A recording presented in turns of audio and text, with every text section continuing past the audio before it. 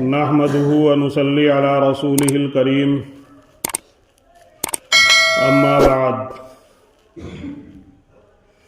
أعوذ بالله من الشيطان الرجيم بسم الله الرحمن الرحيم شهر رمضان الذي أنزل فيه القرآن صدق الله العظيم قال النبي صلى الله عليه وسلم أوله رحمة وأوسطه مغفرة وآخره عتق من النار أو كما قال عليه الصلاة والسلام۔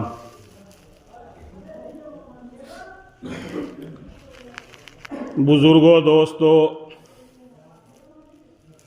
یہ رمضان المبارک کا مہینہ چل رہا ہے اور نبی کریم صلی اللہ علیہ وسلم نے اس مہینے کی بہت زیادہ فضیلت اور بہت زیادہ عظمتیں حدیثوں کے اندر بیان فرمائی ہیں۔ خود نبی کریم صلی اللہ علیہ وسلم کے بارے میں یہ آیا ہے کہ جب نبی کریم صلی اللہ علیہ وسلم کی زندگی میں رمضان المبارک کا مہینہ آیا تو آپ صلی اللہ علیہ وسلم کے بارے میں بیان کیا گیا کہ رمضان کا مہینہ آتے ہی آپ نے اپنے ازار یعنی اپنی لنگی کو سخت باندھ لیا تھا۔ علماء کرام نے اس کے متعلق چند باتیں بیان کی ہیں کہ لنگی کو سختی سے باندھنے کا مطلب کیا ہے۔ ایک تو مطلب خود حضرت عائشہ رضی اللہ تعالی عنہا جو نبی کریم صلی اللہ علیہ وسلم کی سب سے لاڈلی بیوی ہیں اور ہم سب کی ماں ہیں، وہ بیان کرتی ہیں کہ آپ صلی اللہ علیہ وسلم رمضان کا مہینہ آتے ہی اپنے بستر کو مسجد نبوی کے اندر لے جایا کرتے تھے اور وہیں آپ رہا کرتے تھے، یعنی جس سے اس بات کا پتہ چلتا ہے کہ اس مہینے کے اندر وہ بہت ہی زیادہ عبادت کے اندر مشغول رہا کرتے تھے کہ اگر گھر کے اندر رہیں گے تو بال بچوں میں لگ کر، گھر کے کام کاج میں لگ کر اس مہینے کی برکتوں سے، اس مہینے کی فضیلتوں سے محروم رہ جائیں گے۔ تو اس لیے آپ صلی اللہ علیہ وسلم کی اس مہینے کے اندر جد و جہد اور کوشش کو بیان کیا ہے کہ اتنی آپ صلی اللہ علیہ وسلم کو اس مہینے کے اندر عبادت کرنے کی فکر رہتی تھی کہ اگر میں اس مہینے کے اندر محروم رہ گیا تو فضیلت سے محروم رہ جاؤں گا۔ تو میرے محترم دوستوں اور بزرگوں، اس سے ہم کو یہ سبق ملتا ہے کہ وہ ذات کہ جس کے اللہ رب العزت نے اگلے پچھلے تمام گناہ معاف فرما دیے، آپ معصوم ہیں، کسی قسم کی کوئی نافرمانی اللہ کے بارگاہ میں آپ سے نہیں ہو سکتی، لیکن اس کے باوجود آپ صلی اللہ علیہ وسلم کا حال یہ ہے کہ عبادت کے لیے، نمازوں کے لیے کھڑے ہوتے ہیں لیکن پاؤں مبارک کے اوپر ورم آ جاتا ہے۔ صحابہ کرام رضوان اللہ تعالی علیہم اجمعین آپ کو کہتے ہیں کہ اللہ کے رسول، آپ اتنی محنت، اتنی مشقت کیوں اٹھاتے ہو؟ جبکہ آپ صلی اللہ علیہ وسلم، آپ کے تو اللہ نے تمام لغزشیں معاف فرما رکھی ہیں، تو آپ صلی اللہ علیہ وسلم کا جواب یہ ہے کہ کیا میں اس اللہ کا شکر گزار بندہ نہ بنوں کہ جس نے اتنی بڑی نعمت سے مجھ کو نوازا۔ تو میرے محترم دوستوں اور بزرگوں، یہ رمضان المبارک کا مہینہ یہ ہم سے بھی یہی چاہ رہا ہے کہ اگر تم آخرت کی فکر کرتے ہو اور آخرت کے اندر اللہ کا ثواب حاصل کرنا چاہتے ہو تو اللہ کے حکم پر اور نبی کریم صلی اللہ علیہ وسلم کی باتوں کے اوپر عمل کرنا ضروری ہوگا۔ اس کے بغیر تم کو کامیابی ملنے والی نہیں ہے۔ تو میرے محترم دوستوں اور بزرگوں، یہ رمضان المبارک کا پہلا عشرہ چل رہا ہے۔ عشرہ کہتے ہیں 10 دن کو۔ پورے مہینے کے 30 دن ہوتے ہیں تو 3 عشرے ہو گئے۔ تو اس کے بارے میں نبی کریم صلی اللہ علیہ وسلم نے فرمایا اولہ رحمت، کہ پہلا جو عشرہ ہے اللہ کی رحمت کا عشرہ ہے۔ اللہ کی طرف سے مسلمانوں کے اوپر رحمتیں آتی ہیں، بخششیں آتی ہیں۔ آسمانوں کے اوپر سے فرشتے آواز لگاتے ہیں کہ ہے کوئی مسلمان کہ جو دنوں کے روزے رکھ کر راتوں کو تراویح پڑھ کر اپنے کو اس لائق بنائے کہ اللہ کی رحمتیں اس کے اوپر ہوں۔ اور دوسرا عشرہ جو اس کے بعد آئے گا، اس کے بارے میں آپ صلی اللہ علیہ وسلم نے فرمایا وَأَوْسَطُهُ مَغْفِرَةٌ، کہ وہ درمیانی عشرہ جو ہے وہ مغفرت کا ہے،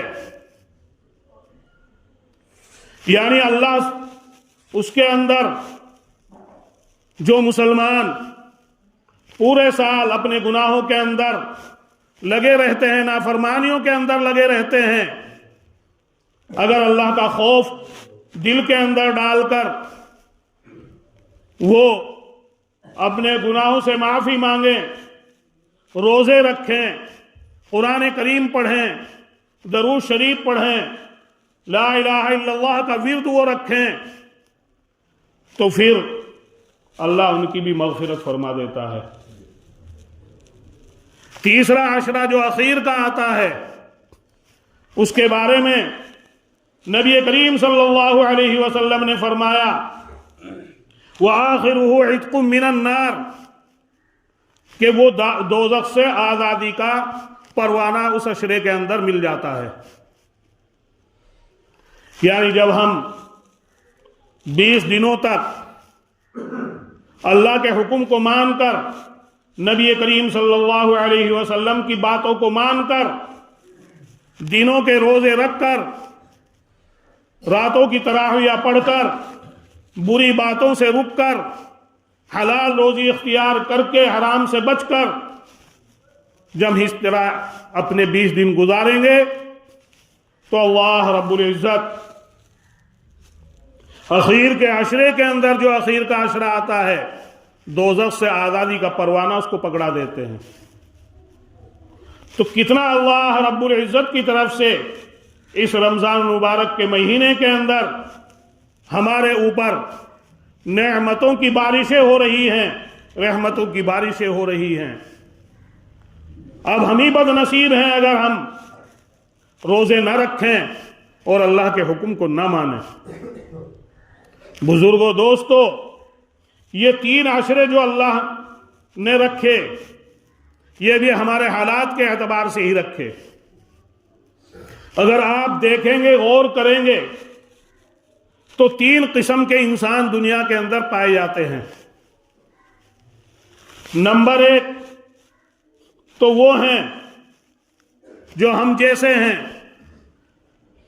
کہ پورے سال سوائے اللہ کی نافرمانیوں کے، سوائے اللہ کے حکموں کو توڑنے کے، سوائے نبی کریم صلی اللہ علیہ وسلم کی سنتوں کو چھوڑنے کے اور کچھ کام نہیں ہے۔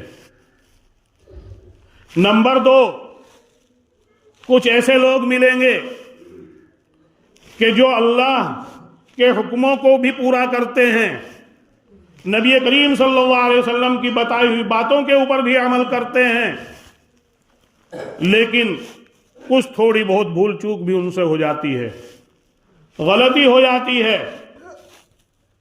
کچھ ایسے ملیں گے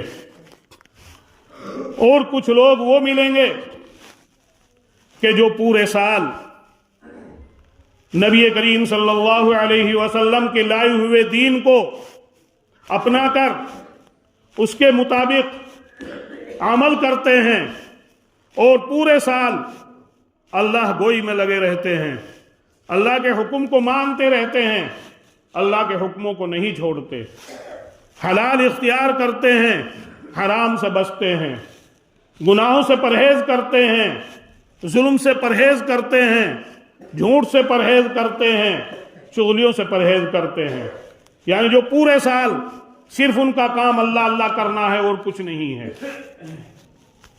تو تین قسم کے انسان ہوئے، ایک تو وہ کہ جو پورے سال بس نافرمانیوں میں ہی لگے ہوئے ہیں، تھوڑا بہت ہی وہ نیک عمل کرتے ہیں، ایک وہ کہ جو نیک عمل بھی کرتے رہتے ہیں لیکن کچھ غلطی ان سے سرزد ہو جاتی ہے، اور ایک وہ ہیں کہ جو پورے سال اللہ اللہ میں لگے ہوئے ہیں۔ تو اللہ رب العزت نے اس رمضان مبارک کے مہینے کے اندر جو تین عشرے رکھے وہ انہی کے اعتبار سے رکھے تاکہ تینوں طبقے اور تینوں جماعتیں رمضان کی برکتوں سے محروم نہ رہیں۔ اب پہلا عشرہ جو رحمت کا رکھا کہ وہ انسان کہ جو پورے سال اللہ کی نافرمانیوں میں لگا رہا، اگر اللہ کی طرف سے اس کو توفیق ہو جائے اور وہ شروع رمضان سے ہی یہ عہد کر لے پختہ کہ یا اللہ میری زندگی آج تک نافرمانیوں میں گزری، میری زندگی آج تک گناہوں کے اندر گزری، میں سچی توبہ کرتا ہوں، اور پھر روزے بھی وہ رکھ رہا ہے، تراویح بھی وہ پڑھ رہا ہے، گناہوں سے بھی وہ بچ رہا ہے۔ جب اس طریقے سے وہ شروع رمضان سے رمضان کے اندر نیک اعمال کرے گا تو جب 20 دن گزر جائیں گے اس طرح اس کی حالت رہتے ہوئے، تو جو آخری عشرہ بتلایا وآخرہ عتق من النار کہ آخری عشرہ جو ہے وہ دوزخ سے آزادی کا ہے، تو آخری عشرے کے اندر اللہ اس کو دوزخ سے آزادی کا پروانہ عطا فرما دیتے ہیں۔ کس کو؟ کہ جو پورے سال نافرمانیوں میں رہا، کہ جب 20 دن وہ سورہ کا لقمان، تو جب 20 دن اس طرح وہ گزارے گا، شروع سے روزے رکھے گا، تو آخر میں اس کو آخر عشرے کے اندر دوزخ سے آزادی کا پروانہ مل جائے گا۔ دوسرا وہ تھا کہ جس سے نیک اعمال بھی ہوتے رہتے ہیں اور کچھ غلطیاں بھی ہوتی رہتی ہیں، تو جب وہ شروع رمضان سے رمضان کے روزے رکھ کر تراویح پڑھ کر حلال اختیار کر کے حرام سے بچ کر زندگی گزارے گا، تو جب 10 دن اس کے اس حالت میں گزریں گے تو جو بیچ کا عشرہ ہے وَأَوْسَطُهُ مَغْفِرَةٌ کہ درمیانی عشرہ مغفرت بخشش کا ہے، تو دوسرے عشرے کے اندر اس کی مغفرت ہو جاتی ہے، اللہ اس کو معاف فرما دیتے ہیں۔ اور تیسرا طبقہ وہ ہے کہ جو پورے سال اللہ اللہ میں لگا ہوا ہے، اللہ کے حکموں کے اوپر عمل کر رہا ہے، تو شروع رمضان سے اس کے اوپر رحمتیں برسنی شروع ہو جاتی ہیں۔ پہلا عشرہ رحمت کا بتلایا تھا، دوسرا مغفرت کا، تیسرا دوزخ سے آزادی کا۔ تو یہ تین قسم کے انسان دنیا کے اندر پائے جاتے ہیں، اسی اعتبار سے اللہ نے یہ تین عشرے رکھے۔ کتنا اللہ کا رحم و کرم کہ اللہ نے ہماری حالات کے اوپر نظر رکھتے ہوئے تمام چیزیں بنائی، لیکن آج ہم اس اللہ کے حکم کو کہ جو اللہ ایک جگہ نہیں قرآن کریم کے اندر سینکڑوں جگہ نماز پڑھنے کا حکم دے رہا ہے، روزے رکھنے کا حکم دے رہا ہے، اور ہم اس حکم کو نہ مانیں، اس حکم کو توڑیں، تو کیا اس اللہ کو غصہ نہیں آئے گا؟ ضرور غصہ آئے گا۔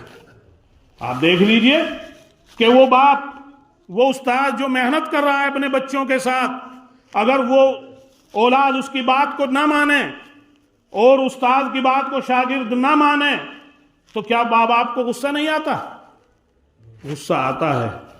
اور وہ اللہ کے جس نے ہم کو تمام نعمتوں سے نوازا، جسم دیا، آنکھیں دی، کان دیے، کھانے پینے کے لیے بہت سی نعمتیں دی، اور وہ اللہ ہم کو روزہ رکھنے کا حکم دے، وہ اللہ ہم کو قرآن کریم پڑھنے کا حکم دے، قرآن کریم سننے کا حکم دے، اور پھر ہم اس کو نہ مانیں، تو کیا اللہ کو غصہ نہیں آئے گا؟ تو آج جو حالات مسلمانوں کے اوپر آ رہے ہیں، اس کی وجہ یہی ہے کہ آج ہم نبی کریم صلی اللہ علیہ وسلم کی باتوں کو سن کر اور قرآن کی باتوں کو سن کر ان کے اوپر عمل نہیں کر رہے ہیں۔ جب تک عمل نہیں کریں گے اس وقت تک اللہ کی رحمت اور اللہ کی طرف سے مدد ہمارے اوپر نہیں آ سکتی ہے۔ اور ایک دیکھیے کہ اللہ نے اس رمضان المبارک کے مہینے کے اندر یہ فرمایا کہ روزے کا بدلہ میں خود ہوں۔ اللہ فرما رہے ہیں کہ روزے کا بدلہ میں خود ہوں۔ نماز کے بارے میں نہیں فرمایا، جبکہ نماز سب سے بڑا فریضہ، کلمہ لا الہ الا اللہ پڑھ لینے کے بعد، سب سے پہلے بالغ ہونے کے بعد جو سب سے بڑا فریضہ عائد ہوتا ہے وہ نماز ہوتی ہے، لیکن اس کے بارے میں اللہ نے نہیں فرمایا کہ نماز کا بدلہ میں ہوں۔ زکوٰۃ کے بارے میں نہیں فرمایا کہ زکوٰۃ کا بدلہ میں ہوں۔ حج کے بارے میں نہیں فرمایا کہ حج کا بدلہ میں ہوں۔ لیکن روزے کے بارے میں اللہ کیا فرما رہے ہیں کہ روزے کا بدلہ میں ہوں۔ اور جس کا اللہ ہو جائے اس کا دنیا کے اندر بھی بیڑا پار اور آخرت کے اندر بھی وہ کامیاب۔ وجہ کیا ہے کہ روزے کا بدلہ اللہ نے خود یہ کیوں فرمایا کہ میں ہوں؟ اس کا نقطہ بھی علماء کرام نے بیان کیا کہ نماز اگر ہم پڑھ رہے ہیں تو دوسرے کو دیکھ رہے ہیں کہ ہاں یہ نماز پڑھ رہا ہے۔ حج کرنے کے لیے اگر ہم جا رہے ہیں تو دوسرے کو معلوم ہو رہا ہے کہ فلاں حج کرنے کے لیے جا رہا ہے۔ زکوٰۃ اگر ہم کسی کو دے رہے ہیں، غریب کو یا کسی محتاج کو، اس کے بارے میں معلوم ہو رہا ہے۔ لیکن روزہ ایک ایسی چیز ہے کہ جس کا پختہ علم، جس کا پورا علم یا تو روزہ رکھنے والے کو ہے یا اللہ کو ہے، تیسرے کو نہیں ہے۔ ہم لاکھ کہتے رہیں کہ میں روزے سے ہوں، لیکن شک ہو سکتا ہے کہ آپ کہیں جا کر چھپ کر کھا لے، ادھر ادھر جا کر پی لے۔ تو روزے کا علم پختہ کس کو ہے؟ اللہ کو ہے یا رکھنے والے کو ہے؟ تیسرے کو نہیں ہے۔ اس لیے اللہ نے فرما دیا کہ روزے کا بدلہ میں ہوں۔ تو دیکھیں کہ اس سے بڑی نعمت اور کیا ہو سکتی ہے مسلمان کے لیے کہ ایک مہینے کے روزے رکھ کر ہم اپنے اللہ کو منا لیں اور اپنے اللہ سے اپنا تعلق جوڑ لیں، اور پھر دیکھیں حالات بدلتے ہیں نہیں بدلتے۔ جس وقت تک ہم اپنے آپ کو نہیں بدلیں گے اس وقت تک حالات بدلنے والے نہیں ہیں۔ ہمیں بدلنا پڑے گا۔ بدلنے کا مطلب یہ ہے کہ ہمیں اسی قرآن اور اسی حدیث سے جڑ کر عمل کرنا پڑے گا کہ جس کے اندر اللہ نے ہماری کامیابی رکھی، اس کے بغیر حالات بدلنے والے نہیں ہیں۔ تو یہ کتنا بڑا انعام کہ اللہ نے روزے کا بدلہ خود رکھا، اور پھر مزید یہ فرمایا کہ رمضان کے اندر اللہ ایک نیکی کا بدلہ وہ 70 نیکیوں کے برابر کر دیتے ہیں۔ اگر 1 روپیہ آپ بغیر رمضان کے خرچ کر رہے ہیں تو اس کا تو 10 گنا فرمایا، لیکن اگر رمضان المبارک کے مہینے کے اندر آپ 1 روپیہ خرچ کر رہے ہیں تو 1 کے 70 مل رہے ہیں۔ اسی طرح ایک فرض کا ثواب وہ 70 فرضوں کے برابر ہو رہا ہے کوئی دنیا کے اندر ایسی کوئی تجارت ہے، کوئی دنیا کے اندر ایسا کوئی کاروبار کہ جو اتنا زیادہ دے دے، اور اگر کسی نے کچھ دے بھی دیا تو وہ احسان میں دبائے گا، اور محنتیں بھی کرنی پڑیں گی اور جدوجہد بھی کرنی پڑے گی، اور اس میں پھر بھی یہ ہے کہ کیا پتہ نفع ہوگا یا نہیں ہوگا۔ لیکن اللہ یہ فرما رہا ہے کہ رمضان کے اندر اگر تم ایک فرض نماز پڑھو گے تو 70 فرضوں کے برابر ثواب ملے گا، اور اگر نفل نماز پڑھو گے تو ایک نفل کا ثواب جو ہے وہ فرضوں کے برابر ہوگا۔ اور قرآن کریم اگر پڑھو گے یا سنو گے ایک حرف کے اوپر، بغیر رمضان کے 10 نیکیاں ملیں گی، اور رمضان المبارک کے مہینے کے اندر ایک حرف کے اوپر 70 نیکیاں ملیں گی۔ تو کتنے بڑے انعامات اللہ کی طرف سے اس رمضان المبارک کے مہینے کے اندر مسلمانوں کے اوپر کیے جا رہے ہیں، لیکن اگر پھر بھی ہم ان کو حاصل نہ کریں اور ان کو نہ اپنائیں تو ہم سے زیادہ محروم کوئی نہیں ہو سکتا۔ اس کے علاوہ آپ صلی اللہ علیہ وسلم نے بھی فرمایا کہ اگر کوئی مسلمان اپنی حلال کمائی کما کر کسی روزے دار کو افطار کراتا ہے تو اس افطار کرانے کے بدلے میں اللہ اس روزے دار کے روزے کے برابر ثواب اس کو دے رہے ہیں جو افطار کرا رہا ہے۔ اور آپ نے یہ بھی فرمایا کہ وہ روزے دار یہ نہ سوچے کہ تیرے روزے میں کوئی کمی آ گئی، اس کو پورا ملے گا۔ کبھی کوئی یہ سوچے کہ بھائی میں نے اگر دوسرے کے یہاں افطار کر لیا تو میرے تو روزے کا ثواب اس کے پاس چلا جائے گا، ایسا کچھ نہیں ہے۔ لیکن یہ توفیق بھی ہم کو نہیں ہے۔ پہلے دیکھا آپ نے بڑے بوڑھوں کو کہ مسجدوں کے اندر آ کر وہ افطار کیا کرتے تھے نہیں کرتے تھے؟ جب آپس میں بیٹھیں گے تم پیار محبت ہوگا یا نہیں ہوگا؟ اور جب دور دور رہیں گے تو پیار محبت گھٹے گا یا بڑھے گا؟ لیکن آج ہم کو اس کی کوئی پرواہ نہیں ہے۔ یہ بات تو اللہ نے اگر دیکھا جائے تو شہروں کے اندر اور قصبات کے اندر یہ بات پائی جاتی ہے آج بھی کہ وہ کتنا افطاری کے اوپر خرچ کرتے ہیں اور کتنا اس کو اپنے لیے فضیلت کی چیز سمجھتے ہیں، اور ہم تو کیا اگر ایک دن کسی کو کھلا دیا تو احسان میں دبا لیں گے اس کو۔ اور پھر آپ صلی اللہ علیہ وسلم سے صحابہ نے یہ کہا کہ اللہ کے رسول ہم میں تو بہت سے ایسے ہیں جس میں ہمت نہیں افطار کرانے کی، کہ بھائی اس کے لیے کوئی پھلی لایا جائے یا کوئی اچھی چیز لایا جائے، ہم تو بہت ہی غریب آدمی ہیں۔ تو آپ صلی اللہ علیہ وسلم نے فرمایا کہ اگر خوش دل کے ساتھ ایک گھونٹ پانی سے بھی تم کسی کو روزہ افطار کراؤ گے تو اس کو بھی یہی ثواب ملے گا۔ لیکن آج ہم کہاں چلے گئے؟ باتیں سنتے ہیں لیکن ان کو اپنے عمل کے اندر لانے کی کوشش نہیں کرتے۔ تو میرے محترم دوستوں اور بزرگوں، یہ پہلا عشرہ رحمت کا ہے، اس میں رحمتیں برس رہی ہیں۔ اگر اب 3-4 روزے یہ مانیے گزر چکے، اگر ہمارے نوجوان بہت سے ایسے ہیں کہ جو اب بھی روزے نہیں رکھ رہے ہیں، اس اتنی بڑی نعمت سے ہم کو محروم نہ رہنا چاہیے۔ ہم سے بھی بڑے یہاں موجود ہیں، انہوں نے دیکھا کہ پہلے لوگ جو ہیں گیہوں بھی کاٹا کرتے تھے، اور اس کے علاوہ وہ دوسرے سخت سے سخت کام وہ کیا کرتے تھے، پیر بھی وہ لگایا کرتے تھے، اور روزہ وہ نہیں چھوڑتے تھے۔ اور عورتیں بالکل روزہ نہیں چھوڑتی تھی، اگر مرد نے کسی نے چھوڑ بھی دیا تو عورت نہیں چھوڑتی تھی۔ لیکن آج عورتیں بھی روزہ چھوڑے، جب ہم کھا رہے ہیں، جب ان پر پکوائیں گے تو کیا اثر ہوگا؟ تو اس لیے میرے محترم دوستوں اور بزرگوں، اس مہینے کی قدر کریں، اور قدر یہی ہے کہ دنوں کے روزے رکھیں، راتوں کو تراویح پڑھیں، حلال کمانے کی کوشش کریں اور حلال کھانے کی کوشش کریں۔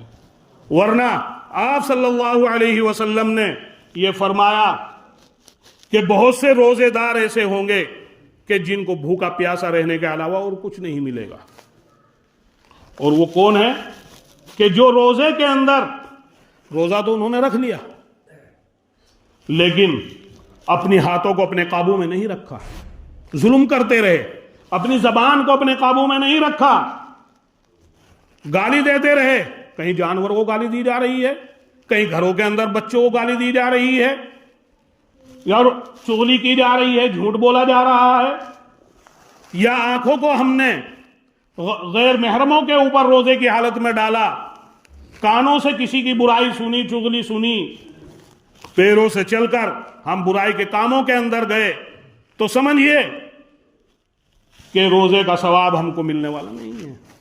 روزے کا ثواب جب ہم کو لینا ہے تو مکمل اسی وقت ملے گا جبکہ ان باتوں کو سامنے رکھ کر ہم روزہ رکھیں گے جو نبی کریم صلی اللہ علیہ وسلم نے بیان فرمائی.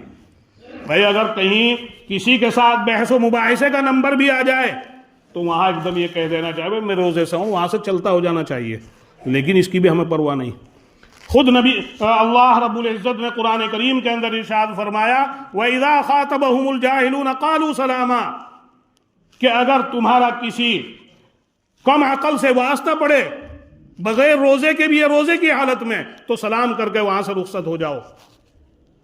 اور اسی میں تمہارا فائدہ ہے دین کا بھی اور دنیا کا بھی. لیکن ان باتوں کو ہم سنتے ہیں, عمل کے اندر نہیں لا رہے ہیں. یہاں سن رہے ہیں, یہاں سے نکلتے ہی پھر وہی بات ہو جاتی ہے. تو یہ تو بس سمجھیے قصہ کہانیوں کے طور پر ہم سن رہے ہیں, اس کے علاوہ اور کچھ نہیں ہے. تو اللہ رب العزت سے دعا ہے کہ اللہ تعالی ہم سبھی کو اس رمضان المبارک کے مہینے کے اندر دنوں کے اندر روزہ رکھنے کی, راتوں کو تراویح پڑھنے کی توفیق عطا فرمائے. اور 4 عمل اس کے اندر زیادہ سے زیادہ ہونے چاہیے. نمبر 1, اگر قرآن پڑھے ہوئے نہیں ہیں تو کلمہ لا الہ الا اللہ محمد الرسول اللہ تو سب کے یاد ہے, یہ زیادہ سے زیادہ اپنی زبان پر رہنا چاہیے. اس میں تو کوئی بھی پریشانی نہیں, کام بھی کر رہے ہیں, زبان چل رہی ہے. اس کے علاوہ استغفار یعنی اللہ سے معافی مانگتے رہنا چاہیے. اور اللہ کا ذکر, لا الہ الا اللہ سے بڑا ذکر کوئی نہیں ہے, اور اللہ سے معافی, یہ 2 ہو گئے. اس کے علاوہ جنت کی طلب اور دوزخ سے چھٹکارا, یہی تو ہے مسلمان کے لیے. اور کیا ہے کہ بھائی جنت ہمیں مل جائے اور دوزخ سے ہم بچ جائیں. تو جو قرآن پڑھے ہوئے ہیں وہ تو قرآن شریف زیادہ سے زیادہ پڑھیں, روزہ رکھیں اور استغفار کریں, اللہ سے معافی مانگتے رہیں. اور اگر قرآن شریف پڑھے ہوئے نہیں ہیں تو لا الہ الا اللہ محمد الرسول اللہ, سبحان اللہ, الحمدللہ, اللہ اکبر, یہ زیادہ سے زیادہ پڑھتے رہیں روزے کی حالت میں, بہت بڑا ثواب ہے. اور اللہ سے معافی مانگتے رہیں اور جنت کی طلب کرتے رہیں, دوزخ سے چھٹکارا مانگتے رہیں, تو اللہ ضرور ہم کو دے گا. تو اللہ رب العزت سے دعا ہے کہ اللہ تعالی ہم سبھی کو قرآن کریم کے مقتضا کے اوپر عمل کرنے والا بنا دے. وآخر دعوانا الحمدللہ رب العالمین.